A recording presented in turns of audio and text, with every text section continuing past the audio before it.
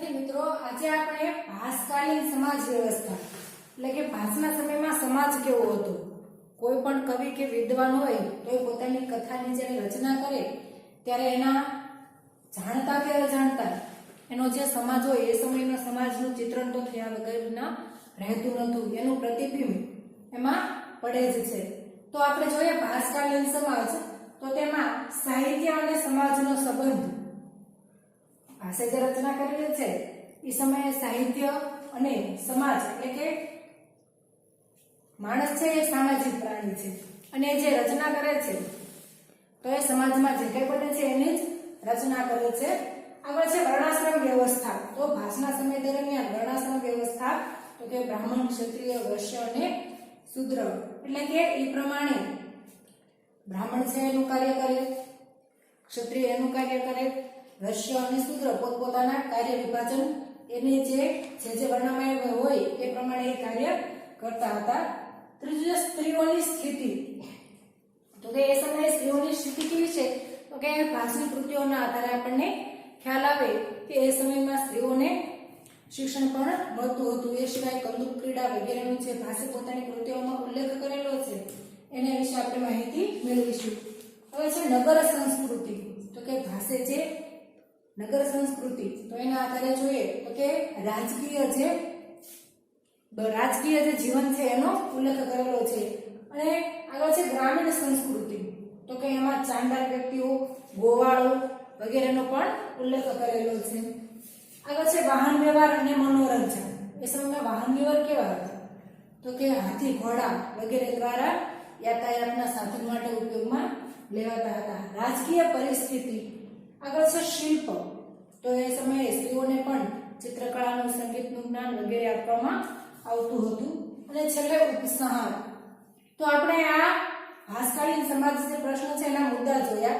હવે આપણે આને વિસ્તૃત રીતે સમજીએ। તો જોઈએ ભાસકાલીન સમાજ વ્યવસ્થા, સાહિત્ય અને સમાજનો સંબંધ।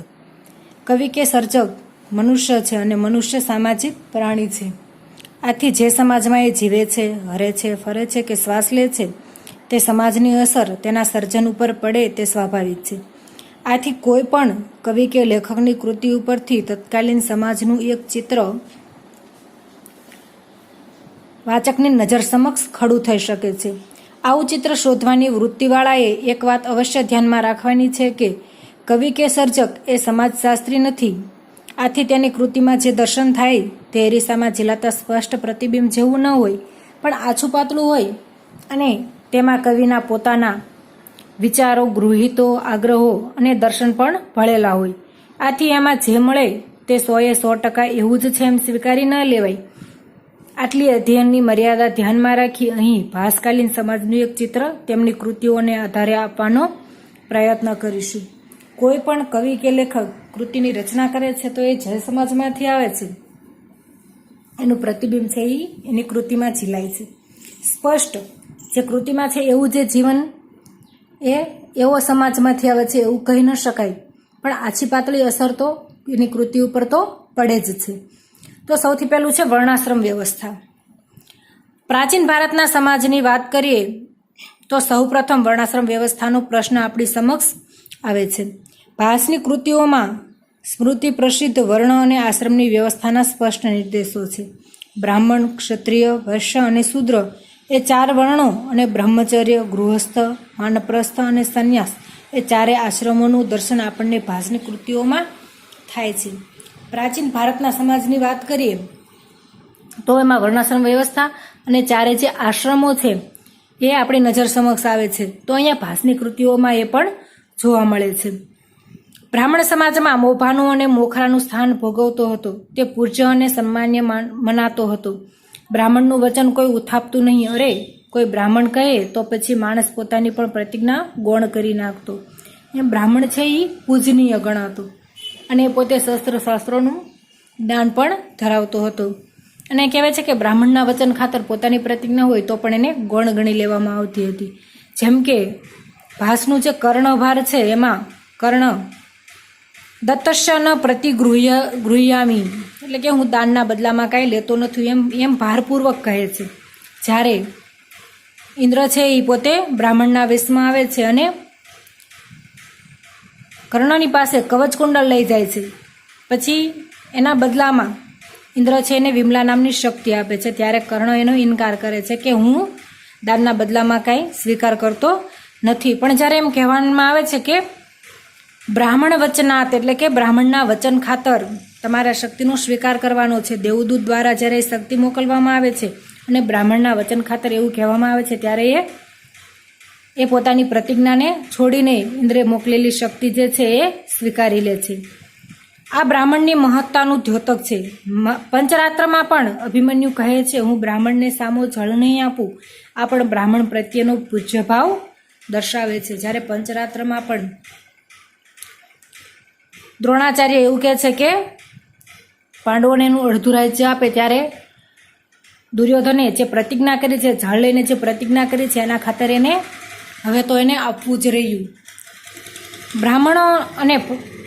બ્રાહ્મણો પણ પોતાના સ્થાનને અનુરૂપ શાસ્ત્રોનું અધ્યયન અધ્યાપન કરતા અને કરાવતા હતા.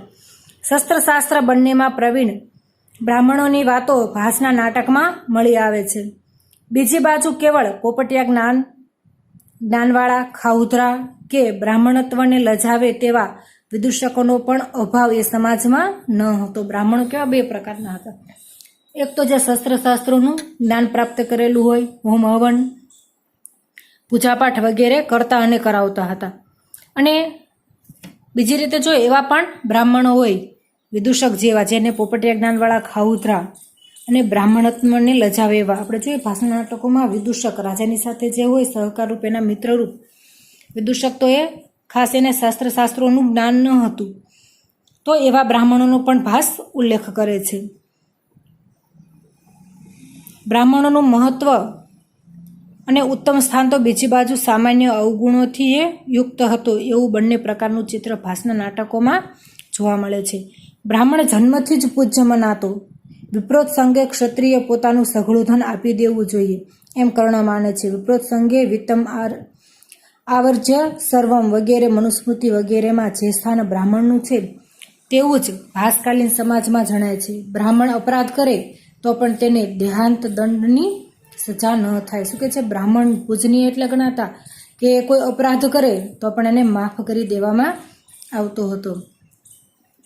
બ્રાહ્મણો પછી સમાજમાં ક્ષત્રિયનું સ્થાન અગત્યનું હતું. ક્ષત્રિય દાનવીર, ધર્મવીર અને શૂરવીર હોય એ યુદ્ધમાંથી ક્યારેય પાછી કરે નહીં. અપરાંગ મુખ એટલે કે યુદ્ધમાં મોં ફેરવ્યા વિના મરવું એ એને માટે ગૌરવરૂપ હતું. દુર્યોધન પોતાની પત્નીને સાંત્વના આપતા કહે છે ભરતા તેન પરાંગમુખો યુદ્ધિ હતઃ કિમ ક્ષત્રિય રોદિશી. હે ક્ષત્રિયાણી, તારો પતિ યુદ્ધમાં અપરાંગ મુખ માર્યો ગયો છે, પછી શાની રડે છે? ક્ષત્રિયો પ્રાણ કરતાં પણ પરાક્રમ અને માનને વધુ મહત્વ આપતા હતા. પ્રજાપાલન એ એમની મોટામાં મોટી ફરજ મનાતી હતી. હવે ક્ષત્રિય છે એ પોતાનું કાર્ય શું હતું કે પોતે યુદ્ધમાં એ પ્રજાજનોનું રક્ષણ કરવાનું એનું કાર્ય હતું. અને એવું કહેવાતું કે જે યુદ્ધમાંથી પીછહટ કરીને પાછો ફરો તો એને સ્વર્ગ પ્રાપ્ત થતું નથી. અને જે યુદ્ધમાં લડાઈ કરતા મરે છે એ તો શૂરવીર ગણાય છે, યોદ્ધો ગણાય છે, તો એની પાછળ રડવાનું ન હોય. ધર્મનું રક્ષણ કરવા તેઓ હંમેશા તત્પર રહેતા. ધર્મયુદ્ધમાં તો જીતે તો પૃથ્વી મળે અને મરે તો સ્વર્ગ. શું કે છે? જો યુદ્ધમાં એ જીતે તો એને પૃથ્વી પ્રાપ્ત થાય, જે રાજ્ય જીતે છે એને એ પ્રાપ્ત થાય છે, અને જો મરે તો એને સ્વર્ગ પ્રાપ્ત થાય છે.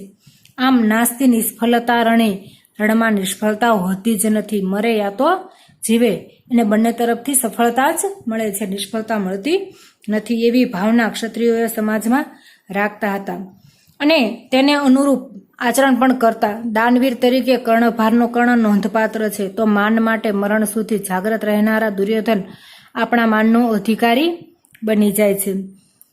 વેશ્યોને માટે વેપાર, કૃષિ, પશુપાલન વગેરે કાર્યો નક્કી થયેલા હતા.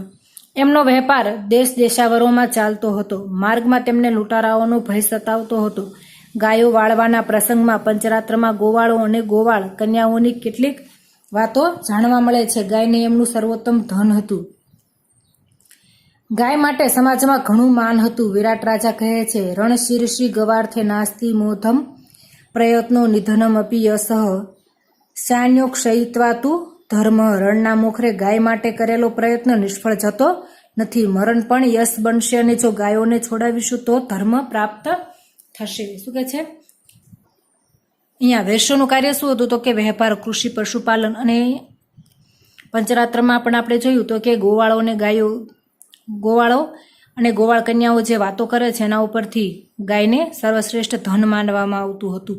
અને ખુદ વિરાટ રાજા પણ એના નગરની ગાયો જ્યારે હરણ થઈ રહી છે એવા સમાચાર મળતા જે રણમાં મોખરે થવા માટે પ્રયત્ન તૈયાર થઈ જાય છે અને એમ કહે છે કે જો આ ગાયોને પાછી વાળવામાં આપણે નિષ્ફળ જશું તો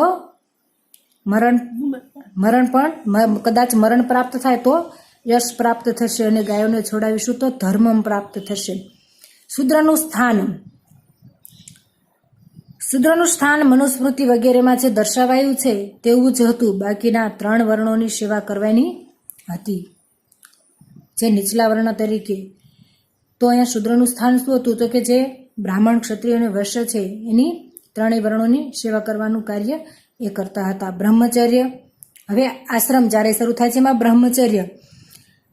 આશ્રમમાં વિદ્યાનું અધ્યયન કરવું એ દરેકની ફરજ હતી. ઉપનયન સંસ્કાર એટલે કે જે યજ્ઞોપવિત સંસ્કાર, જનોઈ આપવાની જે વાત છે એ એટલે કે ઉપનયન સંસ્કાર પછી ગુરુ ઘેર રહીને વેદાભ્યાસ કરવો પડતો હતો. ગુરુ તેને માટે બધી રહેવા જમવાની સગવડ આપતા હતા. વિદ્યાર્થી પોતાનું અધ્યયન પૂરું થતાં ગુરુને યોગ્ય દક્ષિણા આપતો હતો. અધ્યયન દરમિયાન વેદનું અને જુદા જુદા શાસ્ત્રો અને કલાઓનું અધ્યયન કરવામાં આવતું હતું. વેદ અને વેદાંગ ઉપરાંત ધર્મ, આયુર્વેદ, ન્યાય વગેરે શાસ્ત્રો પણ ભણાવતા હતા. આની એક યાદી પ્રતિમા નાટકમાં રાવણ આપે છે. વિદ્યાભ્યાસ પૂરો કરી માણસ ગૃહસ્થાશ્રમમાં પ્રવેશ કરતો. પતિ અને પત્ની એકબીજાના પૂરક માનીને જીવતા હતા. સુખમાં અને દુઃખમાં બંને સાથે જ રહેતા. સીતા સાથે વનમાં જવા જે દલીલો પ્રતિમા નાટકમાં કરે છે તે ઉપરથી આનો ખ્યાલ આવે છે. બીજી બાજુ કન્યા મોટી થાય તો તેને પરણાવવા ગૃહસ્થાશ્રમમાં માતા પિતા સંચિત રહેતા. વિવાહ ન થાય તો હજુ નથી થયો તેની લજ્જા આવે અને જો વિવાહ થઈ જાય તો માવતરનું મન વ્યથિત થાય. આમ ધર્મ અને સ્નેહમાં ઝોલા ખાતા માતા પિતા બંને રીતે દુઃખી થતા હતા. આ સ્થિતિ તો આજે પણ સમાજમાં આપણે જોઈએ છીએ. અહીં ભાષે સાર્વકાલીન દર્શન પૂરું પાડ્યું છે. જુઓ, અદત્તે ત્યાં ગતા લજ્જા દદ્દેતી વ્યથિતમ મનઃ ધર્મ સ્નેહાંતરે ન્યસ્તા દુઃખિતા ખલુ માતરઃ. આપણે આગળ જોઈએ એમ કે પોતાના સંતાનો છે એ વિવાહને લાયક થાય ત્યારે માતા પિતા એને પરણાવવા માટેની ચિંતા કરતા હતા. કન્યા, ખાસ કરીને કન્યા મોટી થાય અને એને પરણાવવાની ચિંતા થતી અને જેના લગ્ન થઈ જાય તેમ છતાં માવતરનું દુઃખ છે વ્યથિત રહેતું હતું. ગૃહસ્થ માટેના અનેક ધર્મોમાં અગ્નિહોત્રનું પાલન કે અતિથિ સત્કાર ખાસ નોંધપાત્ર છે.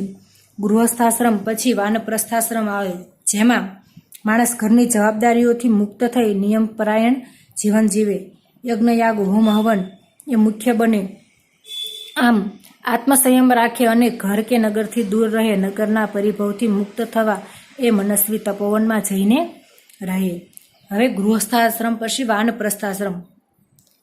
જ્યારે ગૃહસ્થાશ્રમ તરીકેની એની જવાબદારી પૂર્ણ થાય એટલે કે પોતાના સંતાનો છે એના લગ્ન થઈ જાય અને પછી એને જવાબદારી સોંપીને વાનપ્રસ્થાશ્રમ ભોગવતા. એટલે કે એ માણસ છે, એ વ્યક્તિ છે ઘરની જવાબદારીઓથી મુક્ત થઈને નિયમપરાયણ પોતાના જીવ માટે થઈને તપ વગેરે એટલે કે નગર કે ગામ વગેરેથી દૂર થઈને મનુષ્ય જીવન પોતે તપોવનમાં જઈને જીવતા હતા. અંતે સંન્યાસ આશ્રમમાં જ્યારે માનવી પ્રવેશે ત્યારે કશાય વસ્ત્રો ધારણ કરી બધું જ ત્યજી દે એવા ઉલ્લેખો ભાસમાં છે. શું કે સંન્યાસ આશ્રમ એટલે કે પોતે હવે સંન્યાસ લઈ લે છે અને પોતાના જીવનું આત્માનું કલ્યાણ થાય એના માટે થઈને માત્ર પહેરા વસ્ત્રે જ એ બધું ત્યજીને પોતે પોતાના જીવને, પોતાના આત્માને શાંતિ થાય મૃત્યુ પછી એના માટે થઈને સંન્યાસ આશ્રમ ભોગવતા હતા. સ્ત્રીઓની સ્થિતિ ભાષે આમ તો પૌરાણિક નાટકો, મહાભારત અને રામાયણની કથા પર આધારિત નાટકો વધુ લખ્યા છે. તેથી તેમાં જે મહાકાવ્યોની અસર હોય પણ કેટલાક સામાજિક નાટકો પણ છે એમાંથી સ્ત્રીની સ્થિતિ વિશે અનુમાન થઈ શકે તેમ છે. સ્ત્રીઓનું લગ્ન મનુએ વર્ણવેલ બ્રહ્મ ગાંધર્વ રાક્ષસ વગેરે પ્રકારે થતું હતું.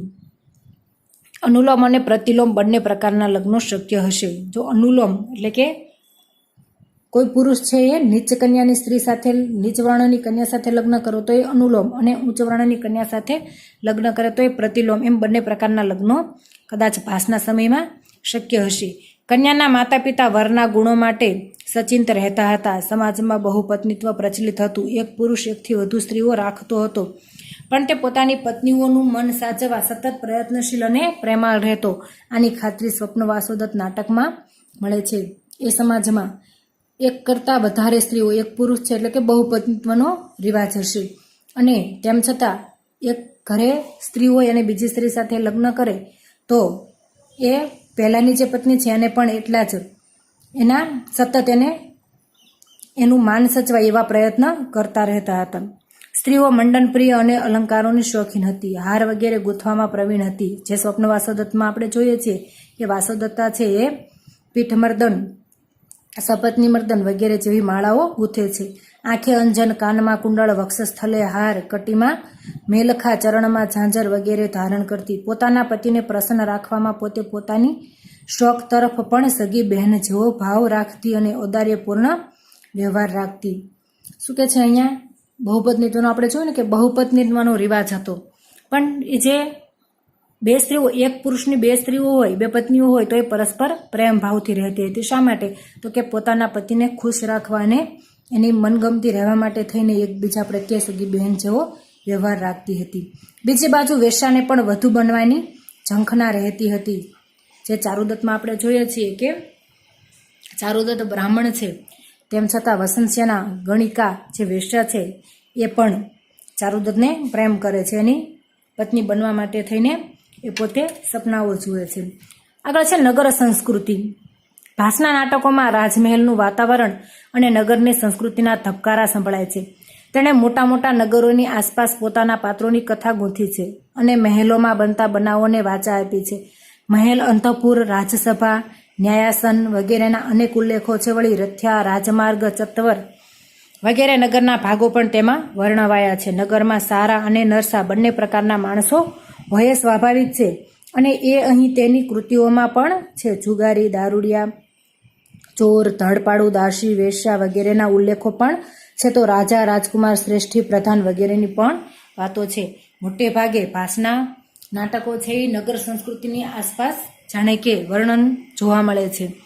તો એમાં બંને પ્રકારના વ્યક્તિઓનો ઉલ્લેખ કરેલો છે. સજ્જનો અને દુર્જનોનો પણ ઉલ્લેખ થયેલો છે.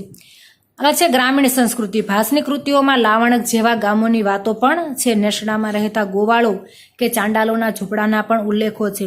હવે જો લાવણક, સ્વપ્ન વાસોદત્તમાં જે આપણે જોઈએ કે એમાં લાવણકમાં આગ લાગી છે એવી અફવા ફેલાવે છે યુગંધરાયણ, તો એવા ગામોની પણ વાતો છે. પછી નેસડામાં રહેતા જે પંચરાત્રમાં જે છે ગોવાળો અને ચાંડાલો ઝૂંપડામાં પોતાના નેસડામાં રહે છે, આવો ઉલ્લેખો પણ જોવા મળે છે. આ સામાન્ય લોકો ઉત્સવો ઉજવતા, હલ્લીસક જેવા નૃત્યો કરતા, ગાયો વગેરે ઉછેરતા એવા ઉલ્લેખો છે.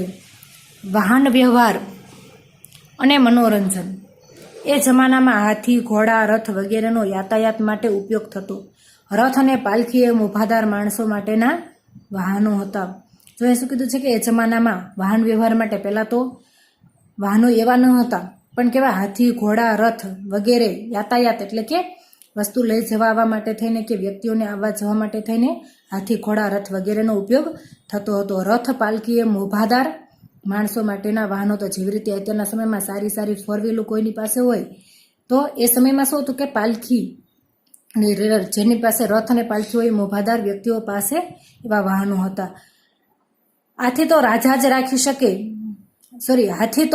રાખી શકે જલમાર્ગે પ્રવાસ કરવા વાહનોનો ઉપયોગ થતો હતો. મનોરંજનના અનેક સાધનો હતા. નૃત્ય, ગીત, નાટક વગેરે તો હતા. બીજી બાજુ ઇન્દ્રમખ જેવા યજ્ઞો થતા હતા, જેમાં પ્રજાજનો ઉલ્લાસભેર ભાગ લેતા. સ્ત્રીઓ કંદુકુ નૃત્ય એટલે કે દડાની રમત કરતી, તો પુરુષો હાથી સાથે લડાઈ પણ કરતા. જલક્રીડાઓ પ્રચલિત હતી. લોકો પંખીઓ પાળતા, તો મદારીઓ પાળેલા નાગને જાહેરમાં ડોલાવીને લોકોના મનનું મનોરંજન કરતા હતા. બાળકોના મનોરંજન માટેના રમકડા વગેરે હતા. તેવા ઉલ્લેખો પ્રાપ્ત થાય છે. આગળ છે રાજકીય પરિસ્થિતિ. ભાસના સમયે ભારત નાના રાજ્યોમાં વિભક્ત હતું. પાડોશી રાજ્યો વચ્ચે પૂરતો મનમેળ ન હોય ત્યાં નાના મોટા યુદ્ધો સીમાડા ઉપર ખેલાતા હતા. કપટ કરીને પોતાની સીમમાં ઘૂસેલા રાજાને પકડી લેવામાં આવતો અને બંદી બનાવી માન સાથે મહેલમાં રાખવામાં આવતો, જે પ્રતિજ્ઞા યુગંધરામાં યુદનની કથાનું ઉદાહરણ છે. જ્યારે ઉદયન છે એ પોતે શિકાર પ્રેમી હતો અને શિકાર કરવા જાય છે ત્યારે જે વાસુદત્તાના પિતા છે એને બનાવટી હાથીથી એવી રીતે એને ઝાડમાં ફસાવીને એને કેદ કરે છે અને માનપૂર્વક તેને સાચવે છે. રાજા દરેક રાજ્યમાં સર્વોપરી સત્તા ભોગવતો હતો. તેની ગાદી વંશપરા મુજબ સુરક્ષિત રહેતી. તેને વફાદાર પ્રધાનો પણ વંશ પરંપરાથી પ્રાપ્ત થતા હતા. શું કે છે રાજ્ય વ્યવસ્થા કેવી હતી? તો કે જે રાજા હોય એનો પુત્ર જ એની રાજગાદી એટલે કે રાજકીય વારસદાર તરીકે એનું રાજ્ય છે એ સંભાળતો હતો અને એ સુરક્ષિત રહેતો હતો. એની વંશ પરંપરા મુજબ એ સુરક્ષિત રહેતી અને તેને વફાદાર પ્રધાનો પણ વંશ પરંપરા જે પ્રધાન હોય તો એનો દીકરો છે એ પણ પછી પ્રધાનમાં આવે. એવી રીતે વંશ પરંપરાથી પ્રધાનો વફાદાર વગેરે રહેતા હતા. સેનાપતિ, કોષાધ્યક્ષ, મંત્રી વગેરે તેને મદદરૂપ થતા. જુદા જુદા પ્રકારના દુર્ગોની વ્યવસ્થા હતી. રાજા બીજા રાજા સાથે લડી લેવા ત્રીજા રાજાની મદદ લેતા હતા. એટલે કે કોઈ રાજાને બીજા રાજ્ય ઉપર ચડાઈ કર્યું હોય તો એના નજીકના અથવા તો એવું પણ બનતું કે એની સાથે લગ્નના સંબંધ બાંધીને એટલે એ છે એ રાજા એની પક્ષમાં આવી જાય અને પછી બીજા રાજા ઉપર ચડાઈ કરે એવા ઉલ્લેખો પણ ભાસને સમાજ જીવનમાં જોવા મળે છે. આ માટે રાજકીય લગ્નો પોલિટિકલ મેરેજ પણ થતા હતા. જોશીઓમાં અને તેમણે કરેલી આગાહીઓમાં બહુ માનતા હતા. શું કે છે અહીંયા? જોશી કોઈ જ્યોતિષી છે તો એ ભવિષ્ય ભાખેલું હોય કે આમ થશે આગાહી કરે તો એમાં માનતા હતા. જેવી રીતે સ્વપ્નવાસો દત્તમાં કોઈ ઋષિ એવું ભવિષ્ય ભાખે છે કે ઉદયન રાજા છે એ પદ્માવતીના સ્વામી થશે અથવા તો ઉદયનની પત્ની છે એ પદ્માવતી બનશે. એના માટે થઈને યુગંધરાણ છે એની સાથે લગ્ન કરાવવાની યોજના ઘડે છે. યુદ્ધમાં હાથી, રથ, ઘોડા અને પદાતિની ચતુરંગીણી સેનાનો ઉપયોગ થતો હતો. લડવા માટે ગદા, તોમર, તલવાર, શક્ર, નાચાર વગેરે પ્રકારના બાણો, વરાકર્ણ, કરપર, મુદગર, ચક્ર, ત્રિશુલ વગેરે મદદરૂપ થતા હતા. સારથીઓ રથીને મદદ કરતા. રથી વર્મ અર્થાત કવચ વગેરે ધારણ કરતા. દ્વંદ્વ યુદ્ધ પણ પ્રચલિત હતા. જ્યારે બે વ્યક્તિ દ્વંદ્વ યુદ્ધ કરે ત્યારે ત્રીજું કોઈ વચમાં આવતું નહોતું. દ્વંદ્વ યુદ્ધ એટલે કે બે વ્યક્તિ વચ્ચે થતું યુદ્ધ. જે બે વ્યક્તિ વચ્ચે જ્યારે આ દ્વંદ્વ યુદ્ધ થતા ત્યારે ત્રીજો વ્યક્તિ છે એમાં સામેલ ન થતો હતો કે વચમાં ન આવતો. સૈનિક યુદ્ધમાં પરાક્રમ કરે તો તેને પુસ્તકમાં નોંધવામાં આવતું અને જળથી ભરેલું નવશરા, ઉત્તરીય વગેરે આપીને તેનું સન્માન થતું હતું. શિલ્પ ભાસના સમયના સમાજનું અધ્યયન કરનારથી તત્કાલીન શિલ્પના નિર્દેશો ઉલ્લેખી શકાય તેમ નથી. ત્યારે ઊંચા ઊંચા મહેલો, તળાવો, અટારીઓ, વાપી, બજારો, રાજમાર્ગો, મંદિરો વગેરેની રચનાઓ થયેલી હતી. અર્થાત નગરની સંસ્કૃતિનો પૂરેપૂરો વિકાસ થયેલો હતો. પ્રતિમા ગૃહો હતા. તેમાં રાજાઓની મૂર્તિઓ મૂકવામાં આવતી. મંદિરોમાં દેવદેવીઓ પ્રતિષ્ઠિત થતા. નૃત્યાંગના વગેરેના શિલ્પો પણ હતા. રાજભવન, અંતઃપુર કે નગરનું આયોજન પણ ચોક્કસ પ્રકારના શિલ્પ શાસ્ત્રને અનુરૂપ થતું હતું. અંતઃપુર મહેલ હોય કે નગર હોય તો એ પણ શિલ્પકારને આધારે જ એ થતું હતું. ઉપસાર આમ અનેક રીતે જોતા કહી શકાય કે ભાસના નાટકોમાં જે સામગ્રી મળે છે તેમાંથી એક પૂર્ણ વિકસિત સમાજનું ચિત્ર આપણી સમક્ષ ખડું થાય છે. માણસને સુખી અને વ્યવસ્થિત કરવા માટે જરૂરી તેવી સઘળી સામગ્રી અને સમાજે વિકસાવી હતી તો તેની અહીં પારલૌકિક ઉન્નતિ માટે પણ ખેવના રાખી હતી. તો આ રીતે આપણે ભાસકાલીન સમાજ તો એમાં વર્ણ વ્યવસ્થા, બ્રહ્મચર્યાશ્રમ, ચારે વર્ણો, આશ્રમો, શિલ્પ, રાજકીય વ્યવસ્થા, નગર વ્યવસ્થા, ગ્રામીણ વ્યવસ્થા એ બધાનો ઉલ્લેખ છે એ ભાસ કરે છે. ટૂંકમાં ઝીણા ઝીણા પાસાને ભાસે સ્પર્શી લીધા છે. તો આપણે આ પ્રશ્નની અહીંયા પૂર્ણ થાય છે. Thank you.